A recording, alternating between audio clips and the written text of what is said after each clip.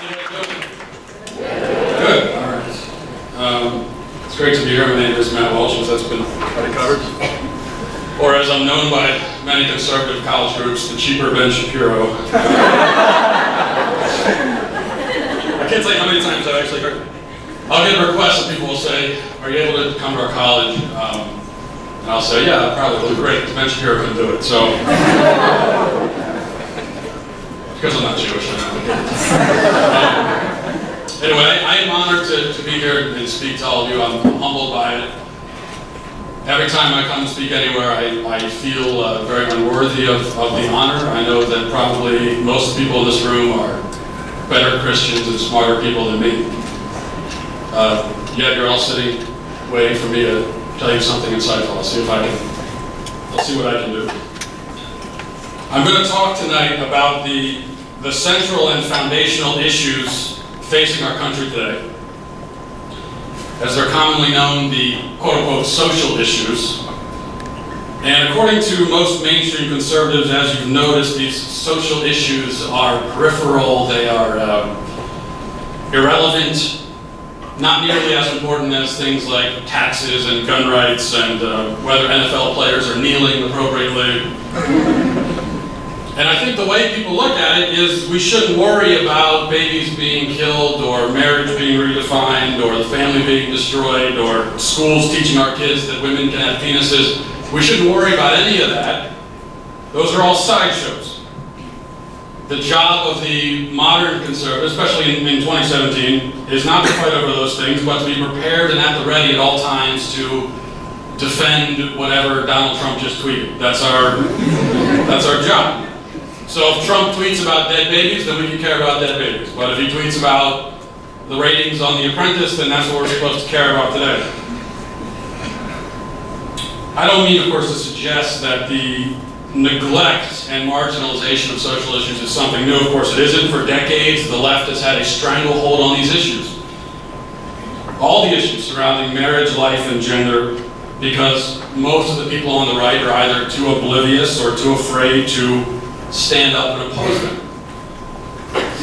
Now you notice something, it's only Christians and conservatives who are told, often by other Christians and conservatives, that life, marriage, and gender don't matter. We're the only ones that are told that. But the left knows better. The left knows that the culture is won or lost on these battlegrounds. And you can see this dynamic at work every day. There are many examples of it. I'll cite just one example because I thought it illustrated the situation so profoundly. If you remember last year, the political conventions, which is a memory that I'm sure a lot of us would like to blow out of our heads. For 4 days of the GOP convention, and for some god-awful reason I watched them all, and I noticed that issues of life, marriage, family, and gender were hardly ever mentioned, basically never mentioned. And if they were mentioned, it was only broadly, quickly, euphemistically. One or two references to quote-unquote protecting life were uttered through the multiple hours of this event, but in a vague and roundabout way. And you notice that many Catholic churches also address, if they do address the issues, they address it the same way. Just last week I was at church, and during the intercessions, we were told to pray for all life. Which is great. But you and I know why, in this culture, we need to pray for all life. Because there's one particular subset of life that has been told that it's not going to be protected by the law. But for some reason, many churches like this one can't bring themselves to just come out and say it. We're praying to defend babies who are under attack from abortion. We're praying to end abortion. They can't say it. I've been going to Catholic churches for 30 years. I could probably count on two hands the number of times I've heard abortion said from the pulpit in a sermon. This is the moral cowardice that we see. It's absolutely staggering. But going back to the conventions for a minute, I think it's interesting to contrast what we saw at the Republican convention with the Democrat convention. When it comes to social issues, they did what they always do, which is they focused on them intently. They brought up gay rights, abortion rights, transgender rights, They found a way to wedge it into everything they were talking about, even if it was completely unrelated. They gave an honored and very visible spot to Cecile Richards, the Planned Parenthood CEO, the most prolific mass murderer on the planet. They put her right next to Bill Clinton. She spoke in prime time. She gave a sales pitch for abortion. The president of NARAL, the National Abortion Rights Action League, also spoke in prime time, bragged about the time that she aborted her own child. This is what they're doing in prime time on network TV. Now, just think about that. The Republican Party would not so much as mention the word abortion. The Democrats, on the other hand, put the head abortionist in the country on stage and let her give an abortion sales pitch for 15 minutes. And it should also be noted that while this was all happening at the Democratic Convention, the words, "putting families first," were hanging in a banner above the podium. Putting families first. First in line for execution. They didn't specify that part. That's context. Now we see this. The left would never dream of calling abortion rights or gay rights or transgender rights irrelevant. They would never dream of saying that it's not important, that we should talk about something else. They would never dream of saying that. They wouldn't be allowed to say that. Only conservatives are stupid enough to say that. Only on the right do we have a large preponderance of people who think we ought to completely surrender the most essential, most fundamental, most foundational issues in society. It is conservatives who tend to pivot always away from the culture while the left pivots always back to it.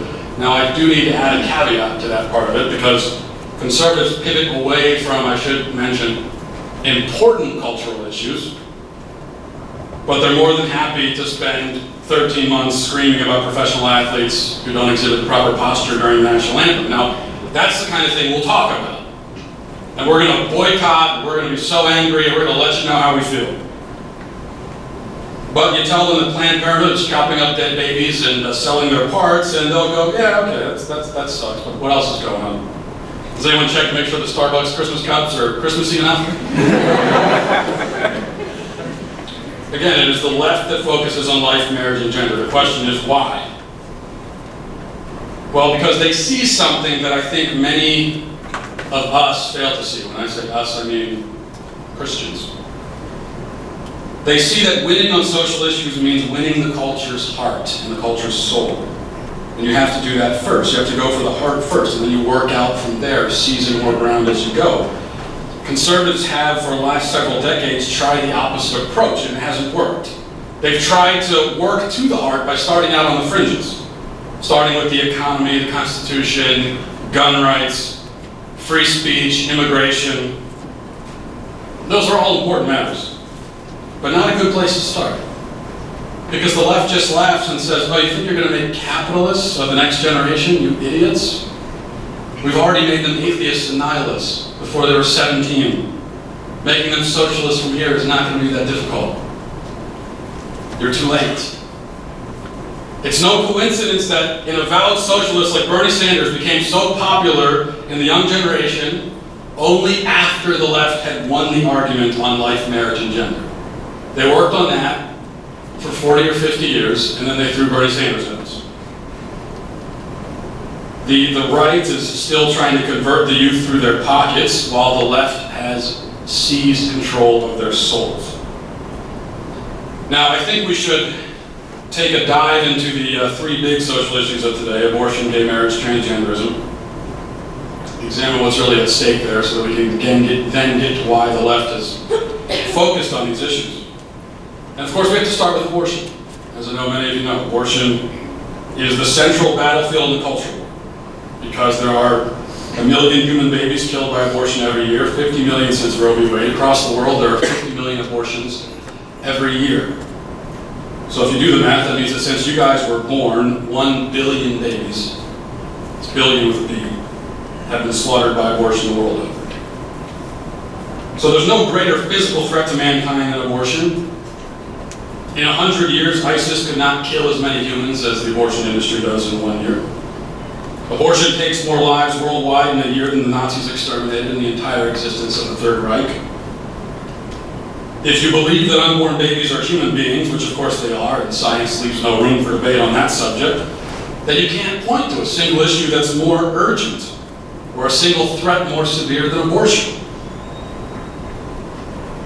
But the point that we have to be able to communicate is that the urgency of abortion stems not just from the terrible fact that abortion destroys so many lives, although it does.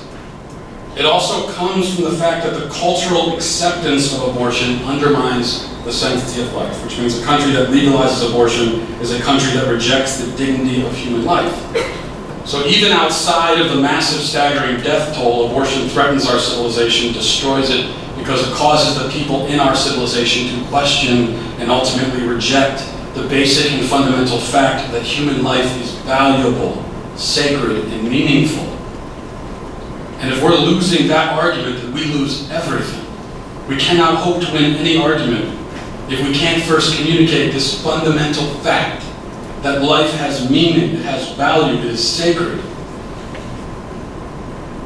And if we as a society cannot agree that life is meaningful, if we cannot get people to understand that human life means something, then what does anything else matter? What do your guns matter? What does your money matter? Even Donald Trump's tweets don't matter if life itself doesn't matter. When we fight against abortion, we're not just fighting for the individual human lives at risk, but for human life itself, human life in principle. I think this is what we so often miss, that we are fighting to affirm and protect the dignity and value of human life universally. So that's abortion. Gay marriage. The crusade to redefine marriage has been so successful and has been met with so little resistance that now most conservatives just implicitly accept the position that up until a few years ago was considered radically left-wing. It's incredible how quickly this transformation has taken place. Remember, even Obama in 2008 campaigned as a proponent of traditional marriage.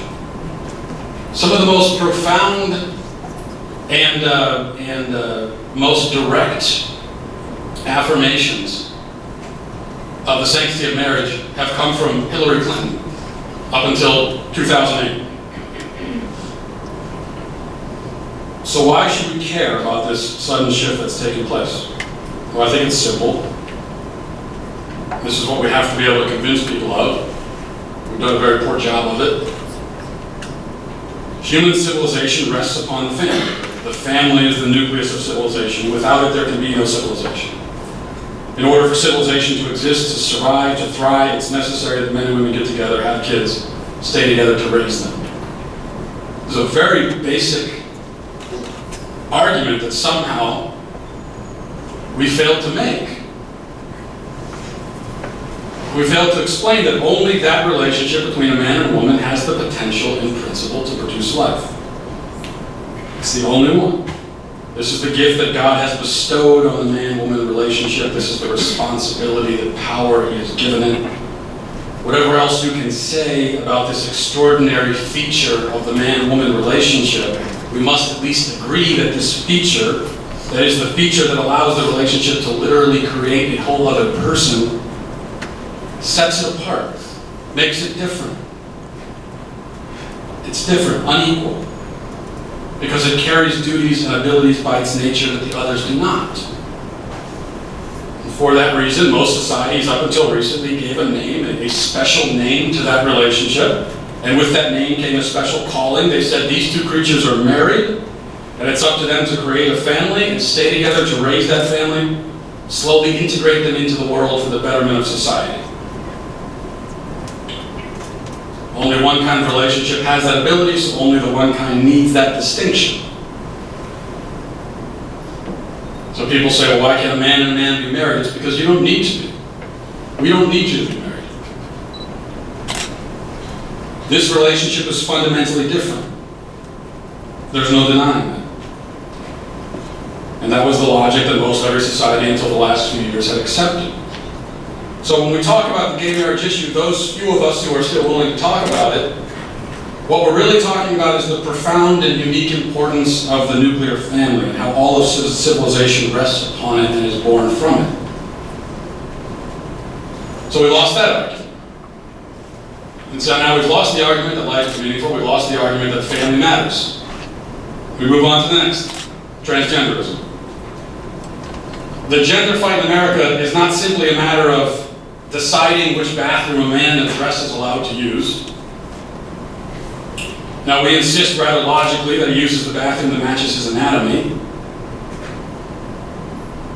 But here again, we're in the, I won't say we've lost this argument completely yet. But we're in the process of losing it. And I think we're in the process of losing it because most people, if they'll dare even utter any protest whatsoever against a man walking in a woman's bathroom, what's the basis upon which they make that protest? They'll say it's unsafe. It's unsafe. That's the main thing. It's just unsafe. It's unsafe to have a man in the bathroom with my daughter. I don't want him in there. It's unsafe. And that's true. It's definitely unsafe. Especially when we're talking about men who, in this case, suffer from mental illness. So safety is a consideration. But that's not the point. You know, we realize that whether conservatives can hold the line on bathrooms or not, the larger question is whether we will be a society that still recognizes the objective truth that men are men and women are women. It's a matter of, you know, we cannot become a culture that rejects the definition of man and woman after we've already rejected the definition of human life and of marriage. So we're not just arguing that men should use the men's room. We're arguing that men are men. And it's fascinating to me when I hear people say, well, why does that argument matter? It's like asking me, why does the argument about, you know, if there was some movement in society to start calling circles squares, why does that matter? Why should we protest that? Well, because it's not true, first of all. Second of all, it makes geometry very difficult. These are not small, irrelevant issues. These are essential. A movement can have no effect, can achieve no significant victories, cannot even achieve relevance if it ignores them. And the left knows this. And so they argue incessantly and loudly and proudly for abortion, gay rights, transgenderism. Not because they have some great and personal passion for these issues, but because they know what they get, what they win, if they win the issues. They know that they're rewarded with a culture where literally everything is relative. Truth is whatever they say it is. God does not exist. Their whims, their passions, their emotions, their desires reign supreme. That's what they're fighting for. That's why they care so much about putting men in women's bathrooms. That's why we take this little tiny portion of society, and they care so much about this little tiny infinitesimal portion of society that they hadn't even mentioned up until about 18 seconds ago. Because if they can win that, they win so much more than the bathroom. This is the goal of leftism, to make men into gods. And this is what they're fighting for. And if we're not fighting against them on that battlefield, then we're not fighting against them at all. We're not doing anything. The fight over life, marriage, and gender really comes down to one question. Will man be subordinate to God in truth, or will he declare himself autonomous and attempt to become his own God? The left has gone the latter route emphatically. We must go the former. Because leftism is, at bottom, the worship of self. And in that way, it's indistinguishable from Satanism. And this is why I say that the first liberal was Satan. His cry, "I will not serve," which he uttered before the dawn of time, saying he wants to love only himself, and the modern liberal echoes this sentiment. Now, I'm far from the first. I wish I could say that I'm the first person to point this out, but I'm far from the first person. Pope Leo XIII wrote in his encyclical called The Nature of True Liberty, he said, "But many there are who follow in the footsteps of Lucifer and adopt as their own his rebellious cry, 'I will not serve,' and consequently substitute for true liberty what is sheer and most foolish license. Such, for instance, are the men belonging to that widely spread and powerful organization who, usurping the name of liberty, style themselves liberals. So as Pope Leo observed, what we call liberalism in public discourse today is really just the worship of self. It is the categorical belief in the supremacy of the individual. Underpinning their belief system is a studied and intentional selfishness. Self-worship is the predominant religion in our culture. There is a hierarchy of beings in the universe, with God sitting all the way at the unattainable apex of it.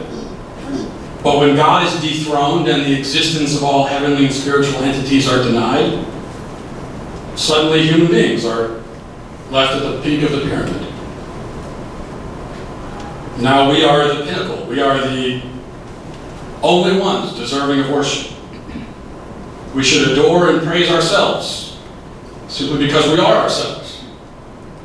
That's the message embedded in most of the music we listen to, most of the TVs we watch, the message taught to our youth in schools and universities. And the proponents of this philosophy, those we call liberal, believe that the individual is the only divinity in the universe. There is no power or authority above me, the mighty me. Nothing has the right to impose itself on me. Nothing, not my child, not my biology, not the law, not institutions, not even reality itself can hold any claim over me whatsoever. Nothing has or can exercise a right to my life or my body or my love or my money or my time. My, me, I. I am the sole point and purpose of the universe. The highest thing I can hope to attain is my own enjoyment, convenience, and pleasure.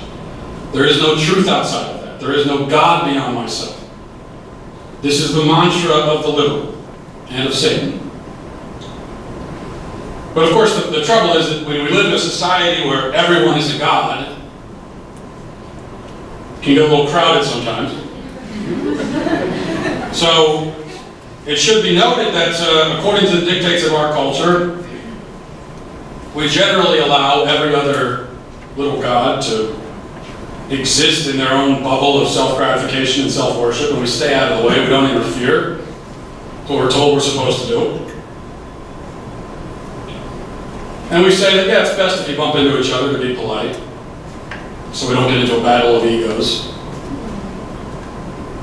But you notice that the other little me's don't always have to be afforded respect, or even basic human dignity. The one sin that a human being can commit in modern American culture is to become a burden, to become dependent.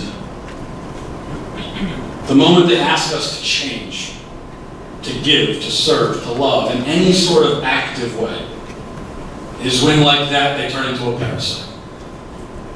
A subhuman mass that can be extracted and discarded. And of course, as we know, it's not only on the one end of the spectrum where this is happening, it also happens at the end of life. So the wicked brilliance of modern liberalism is that it knows we must live in a relativistic society in order for the individual to be truly deified. And in a relativistic society, everything is relative. Everything. And so their three-pronged attack on life, marriage, and gender begins.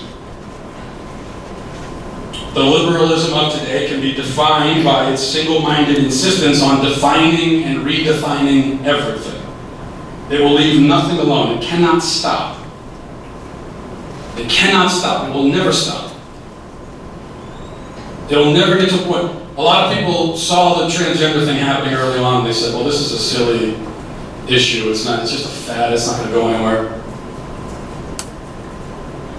No, and it's not going to end there either. It cannot end. Because to let something maintain its own definition, to accept something for what it is to surrender our autonomy. It's to subjugate ourselves in some way to a reality outside of our control, and we cannot do that. Therefore, the liberal can let nothing be what it is. Nothing. Least of all life, marriage, and gender. And then the assault on these fronts serves as the foundation for everything else on their agenda, whatever political or social issues we argue about. They all begin here. If our culture can successfully reformulate what constitutes human life and marriage, if it can erase the lines that distinguish man from woman, then it can do anything. These are the projects most crucial to liberalism because of the godlike powers they give the individual. They eat away at the fabric of existence. They destroy the things that are the most real, the most necessary to establishing and maintaining a good and God-fearing culture. They aim to seize control of the very things that nobody but God can control. This is why they fight for their cause, and this is why we should oppose them. Now, having explained my position on life, marriage, and gender, and having explained the left's position, I know that I can't leave it there because this, after all, is a Catholic university, and I know being a Catholic university by no means usually by no means does that indicate that there's any Catholicism going on at the university. But in this case, I am aware that this is a Catholic university that has the gall to actually be Catholic, which is incredible. So I suspect that most of you came here already basically agreeing that we should kill babies, redefine marriage, or pretend that men can get pregnant. But then the next question is, question I always get, and that I ask myself is, okay, what do we do about it? We have to fight to protect life, marriage, and gender, fine, but how do we do that? How specifically? Give me the plan. Well, I'm not sure I have the exact formula to reclaim the culture. I don't think anyone does. I don't have the precise 5-point plan. I don't have the 5 steps to save America, number 3 will blow your mind kind of thing. I don't have that. I do have a few ideas, a few basic ideas. A few things that we certainly need to do as Christians and conservatives. And they're very basic, but we need to do them and we're not. So 3 things. Number 1, have kids. Get married, have kids, raise families. When college students come up to me or young people and they say, what's the best thing I can do to fight the culture war? I say, well, have some babies. Not now, not like right in front of you, just get married first and then have some babies. I'm not saying that that's the only reason to have a family, is to fight the culture war. That's not how I propose to my wife. Let's fight the culture war.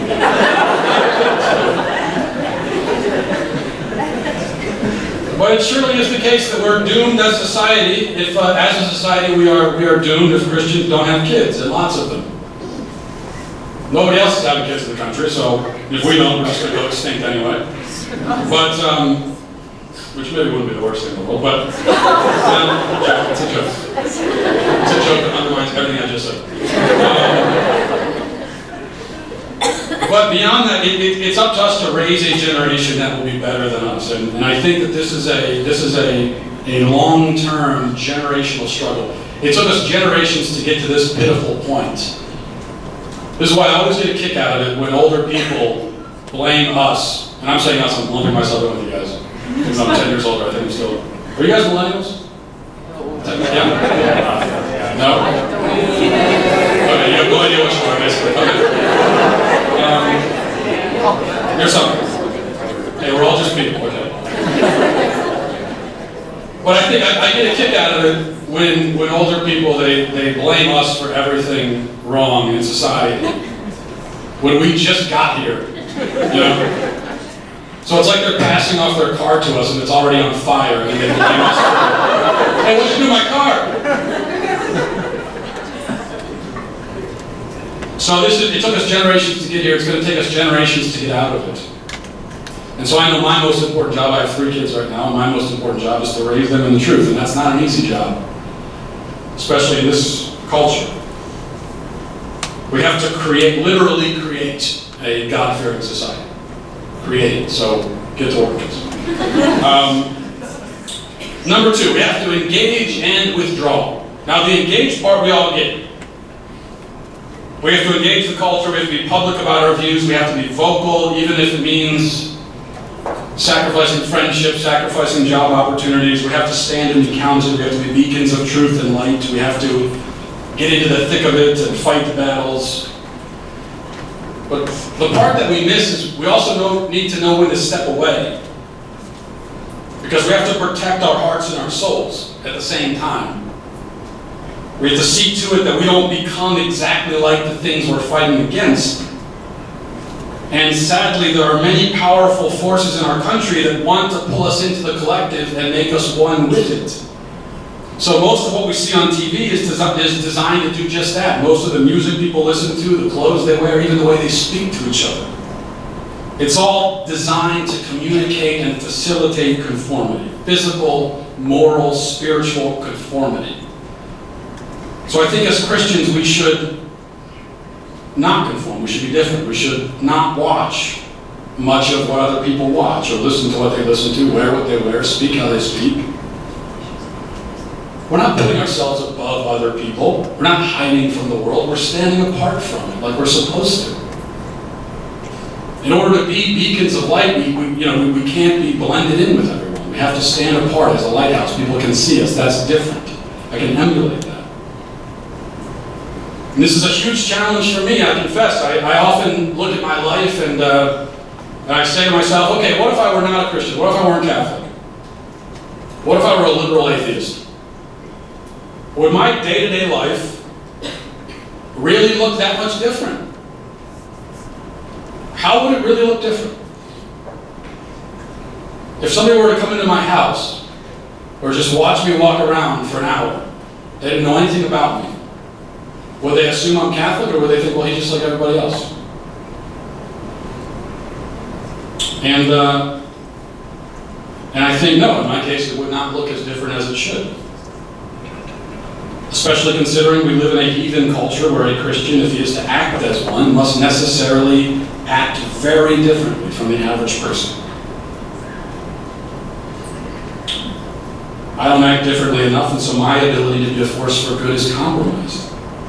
And I think you should look at yourself and ask the same question. You might not like the answer.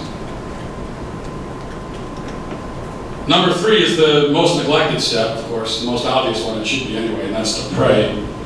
Christ says, knock, it will be open for you. Ask, and you will receive. Well, we don't knock.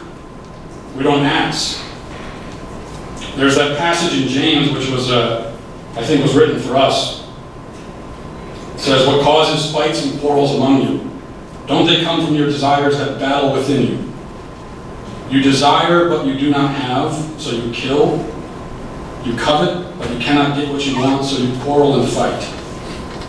You do not have because you do not ask. When you ask, you do not receive because you ask wrongly, that you may spend it on your passions.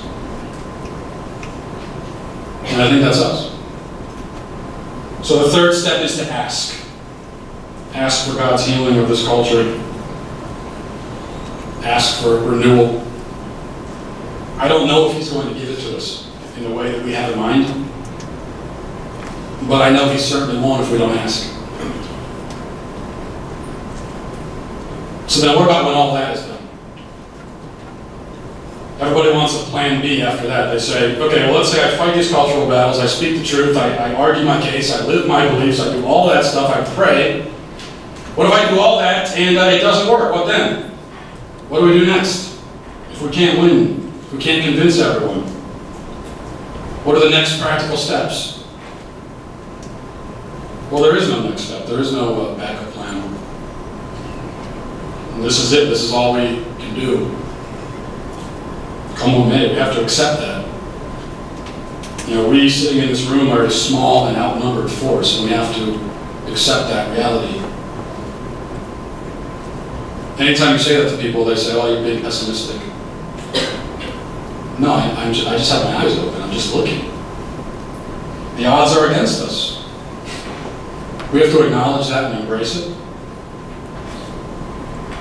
You know, I think I've been reading recently about Cortez, and it strikes me that we're in a similar position. I'm sure you're familiar with the story, but if you'll bear with me, a quick history lesson. Cortez, of course, a conquistador in the 16th century. It was Cortez who conquered and destroyed the Aztec civilization. Of course, they tell us in public school that this was a great travesty, a great injustice. The Christian explorers and conquerors who came to this side of the globe and conquered it for Christ were evil tyrants. It's a terrible thing they did. We should give ourselves lashes on the back and beg for forgiveness for this. We should be so ashamed. And obviously what they fail to mention is that the Aztecs were the most satanic and barbaric civilization that has ever existed on the face of the globe. It's not even close. What Cortez encountered when he landed in what is now Mexico was a vast empire where something like 50,000 human beings were sacrificed and cannibalized every year. The victims would have their hearts ripped out while they were still beating, and they were rolled down the steps of the temple to these throngs of bloodthirsty Indians who were in this kind of satanic trance. And then the limbs would be hacked off and consumed. Children were often on the menu in these ceremonies. The Aztecs had conquered much of Mexico, demanded that the subjugated tribes provide children for slaughter and consumption. There was one incident a couple of decades before Cortez arrived where something like 80,000 human beings were sacrificed and consumed in 4 days to coronate a new temple that had been built. Horrific, unfathomable stuff. Now, when Cortez learned of all this, he knew that the devil himself ruled over this civilization. The Satan worship among the Aztecs was explicit, unlike anything the world has ever seen. Their gods were these hideous, terrifying, serpentine monstrosities where the Spanish would enter the temples of the towns that they passed through, and they'd find these massive bestial icons with fangs and horns drenched in human blood and surrounded by the rotting corpses of children. So this was a society that had to be overthrown. Even if violently, it had to be overthrown. It did not have the right to exist. It had to be destroyed and rebuilt. That is what God wanted Cortez to do. And he did it. And Cortez knew this as he stood there on the shores of Mexico looking into the wilds beyond, knowing only that certain horror and unspeakable barbarism lay before him, knowing that he was greatly outnumbered, facing an empire with millions of men of fighting age, having only on his side a few hundred Spanish. But still he knew what had to be done, and to ensure that there would be no retreat, no surrender, in a famous incident, he did something incredible. He sank his own ships. He scuttled his own ships so that they couldn't run away. So that they would have to fight and win or fight and die. It's the only options he left them. And many of them did die in unthinkably gruesome ways. But ultimately their cause prevailed, and after only a few years, there were crosses standing in these temples where satanic idols used to stand. A few years after that, there would be millions of former pagans being baptized. Amazing. Amazing. And Mexico would become a thoroughly Christian civilization for 300 years before the church was persecuted again in the 20th century. Now, blood was shed to bring this about, that's true, and not everything the Spanish did can be defended. I'm not claiming that at all. War is a messy thing. But my point in bringing this up is very simple. These were Christian warriors who faced a wicked culture, and they did so with bravery and boldness. And they didn't leave themselves the option to run away. They didn't have a plan B. It was win or die. And I think we today have to have the same resolve. And I know it's easy to laugh at me for being dramatic in comparing the horrors of the Aztecs to the challenges we face in our culture. But I think anyone who laughs is taking a very shallow view. The devil ruled over the Aztec civilization in a visible and graphic way. That's true. He's more cunning and more subtle and more sanitized in how he rules over ours. But rule over it he does. And if we had the vision of God, if we could see what actually is going on right now, if we could see the spiritual forces at work in our society, if we could see things as they truly are, I think when we looked around America, we would see a gruesome, nightmarish hellscape where millions of souls are being herded like cattle into damnation. That's what we would see. We would see a giant black hole with people just falling into nothingness. And we would also see that we have our own demonic temples for human sacrifice. And they're drenched in just as much blood, even if the blood is washed away and the bodies are thrown in medical waste dumpsters out back. But they're there. So I think our situation is not so different. And so our approach should be the same. Sink the ships and pledge to stand for truth and righteousness in our culture no matter what the cost happens to be. There's no other way to be a Catholic in today's world. There never has been. So who knows where it leads? You know, we may well fight for truth, life, and family and find that as time goes by, we're losing ground. Fewer and fewer people agree with us.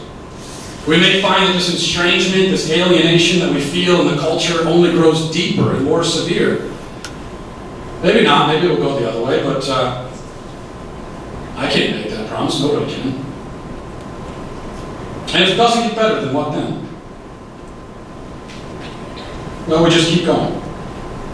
And we know that the fewer who fight beside us, the tougher the battle, but also the more important we become to it. The smaller the movement, the more dispensable we are. And it's so crucial that we remember